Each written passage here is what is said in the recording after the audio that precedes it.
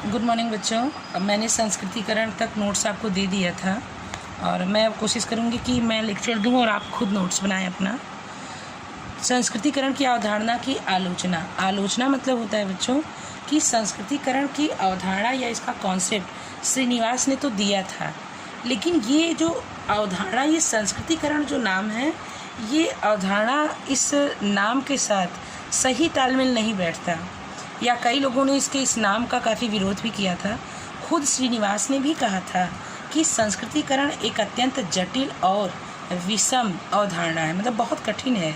वास्तव में इसे एक अकेली अवधारणा मानने की अपेक्षा, मतलब सिर्फ संस्कृतिकरण को हम संस्कृतिकरण नहीं मान सकते, बल्कि ये अनेक अवधारणाओं का ढेर है, मतलब बहुत सारे इसमें कॉन्सेप्ट छुपे हुए हैं।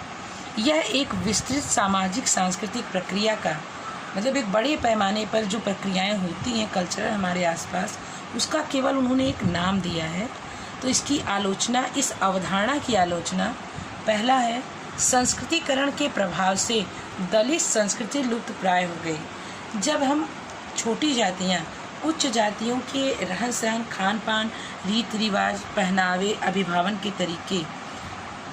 के तरीके और दूसरी सारी चीज़ें अनुकरण करने लगे, तो जो निम्न जातियों का शिल्पकार, कलाकार, वैद्य, कृषक, चिकित्सक, इनका जो रहन सहन जो है, इनका जो कल्चर था, वो धीरे धीरे लुप्त होने लगा। दूसरा है संस्कृतिकरण की प्रक्रिया संपूर्ण भारत में नहीं दिखाई देती। यह भी सत्य है कि सभी स्थानों पर ये नहीं देखा गया कि निम्न जातियाँ उच्च जातियों की संस्कृतियों को अनुकृत करें या उनका अनुकरण करें। तीसरा, संस्कृतिकरण पर संस्कृति ग्रहण का ही एक विशिष्ट रूप है। पर संस्कृति क्या होता है, पहले मैं ये आपको बता दूं। आपने पर हिंदी में पढ़ा है। पर मतलब होता है पराया या दूसरे की संस्कृतियों को ग्रहण करना। इसका एक और एग्जाम्पल मैं आपको देना चाहूँगी। आपने सोशल साइंस में पढ़ा है कि जैसे जैसे भारत में बाहरी लोग आते गए, उनकी संस्कृतियों का भारतीय लोगों ने अनुकरण करना शुरू कर दिया। जैसे उसमें या तो शुरू में आए थे शक, पहलव, कुषाण, या यूनानी आक्रमण में सिकंदर, फिर अरबियन आक्रमण में मोहम्मद गोरी, गजनबी, फिर मुग़ल आए, फिर इसके बाद अंग्रेज़ आए। तो हम हर समय जब दो संस्कृतियाँ मिलती हैं तो उनका अनुकरण होता है। तो इन लोगों का कहना है कि ये जो संस्कृतिकरण नाम रखा गया, ये वास्तव में संस्कृतिकरण न होकर पर संस्कृति ग्रहण का ही एक स्वरूप है, या यह पर संस्कृति ग्रहण कॉन्सेप्ट का ही एक दूसरा नाम दे दिया गया है। संस्कृतिकरण के परिणाम स्वरूप उच्च जातियों के रीति रिवाजों को अपनाने से दहेज प्रथा का प्रचलन बढ़ा है।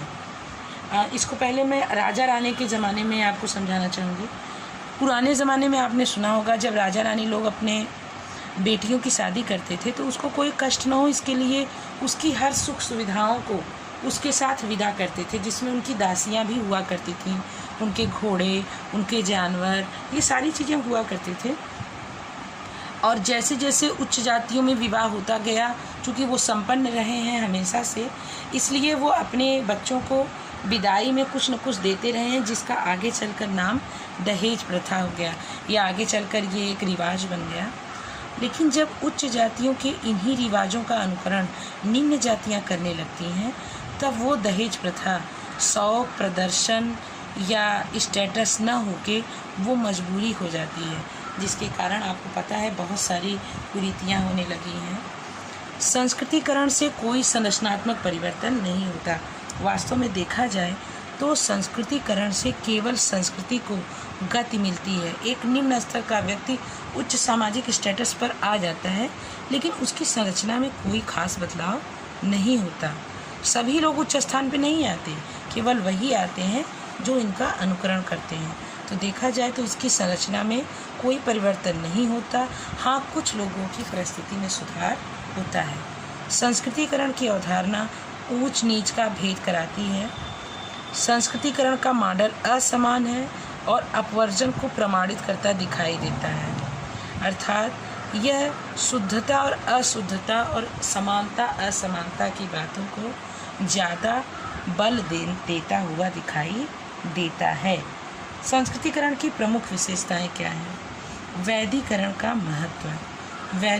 महत्व है कि संस्कृतिकरण में जब निम्न जातियाँ उच्च जातियों के अनुरूप व्यवहार करने लगती थीं तो धीरे धीरे उच्च जातियाँ उन्हें उच्च जाति घोषित कर देती थीं या उच्च वर्ग के लिए उन्हें वैध घोषित कर देती थीं। दूसरा है सामाजिक गतिशीलता। यह भी संस्कृतिकरण की एक बहुत बड़ी विशेषता है कि निम्न जातियाँ सामाजिक स्थान परिवर्तन होता है इससे, क्योंकि निम्न जातियाँ धीरे धीरे अनुकरण करके उच्च जातियों में स्थान प्राप्त करने लगते हैं। इसका एक सामान्य सा उदाहरण मैं दिखा दूँ आपको। आज के ज़माने में ज़्यादातर लोग, चाहे वो कुर्मी प्रजाति के हों या एससी जाति के हों या कोयरी जाति के हों या किसी भी और जाति के हों, उनको अपनी नाम के आगे सिंह लगाने का एक जुनून सा जैसे सवार हुआ है। अखिलेश सिंह यादव, इस तरह के नाम, या पत्नी कुछ और, पति सिंह लगा रहा है। तो ये क्या है? सामाजिक गतिशीलता का एक स्वरूप है कि जैसे जैसे लोग उच्च स्टेटस पे आते हैं धीरे धीरे उनकी जातियाँ बदलने लगती हैं और एक लंबे अंतराल के बाद वो निम्न जाति से उच्च जातियों में परिवर्तित हो जाते हैं। संस्कृतियों का आदान प्रदान, जैसा मैंने कहा कि ये प्राचीन काल से चला आ रहा है कि जब भी दो संस्कृतियों को लोग एक दूसरे से मिलते हैं तो अपनी संस्कृतियों का आदान प्रदान करते हैं।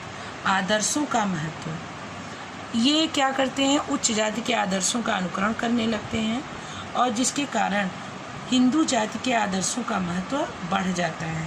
जैसे सुबह उठकर पूजा करना जैसे आदर्श निम्न जातियाँ बड़ी तेज़ी से अनुकरण कर रही हैं, जबकि पहले क्या होता था कि पूजा पाठ वही लोग करते थे जिनके पास सुबह समय होता था, लेकिन अब सभी लोग इसको एक स्टेटस सिंबल के रूप में प्रयोग कर रहे हैं। प्रभु जाति का महत्व, प्रभु जाति मैंने थोड़ा सा लिखा भी था उसमें। प्रभु जाति, प्रभु का मतलब ईश्वर मत समझ लीजिएगा, ये प्रभुत्व वाला प्रभु है, प्रभुत्व वाला, डोमिनेंट हो जाना। जैसे अगर एक गांव में एक खास जाति के लोगों की संख्या ज़्यादा है तो उस गांव में उसी जाति के लोगों के विचार, उनकी संस्कृति, उनका रहन सहन ही ज़्यादा चलेगा।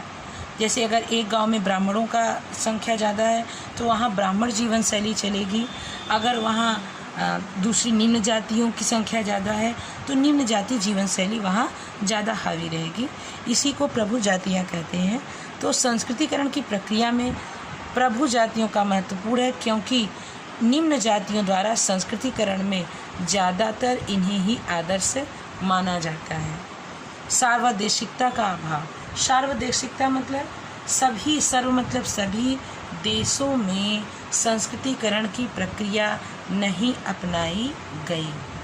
मजूमदार ने अध्ययन किया, बोला कि मुहाना गांव के अध्ययन में कहा उन्होंने कि निम्न जातियों में ऊंची जाति की संस्कृति को ग्रहण करने की कोई प्रवृत्ति नहीं पाई गई, बल्कि उच्च जातियों ने निम्न जातियों के आदर्शों को अपनाने की प्रक्रिया पाई है।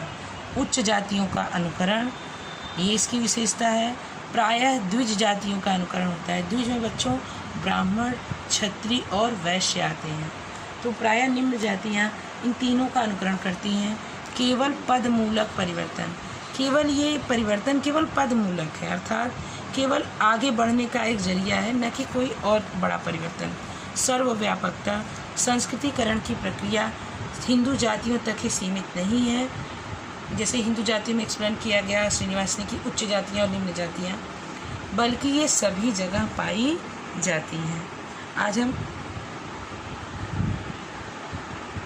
आज हम इस वीडियो को यहीं ख़त्म करते हैं, वरना लोडिंग में प्रॉब्लम होगी। आगे अगला एक्सप्लेन करेंगे।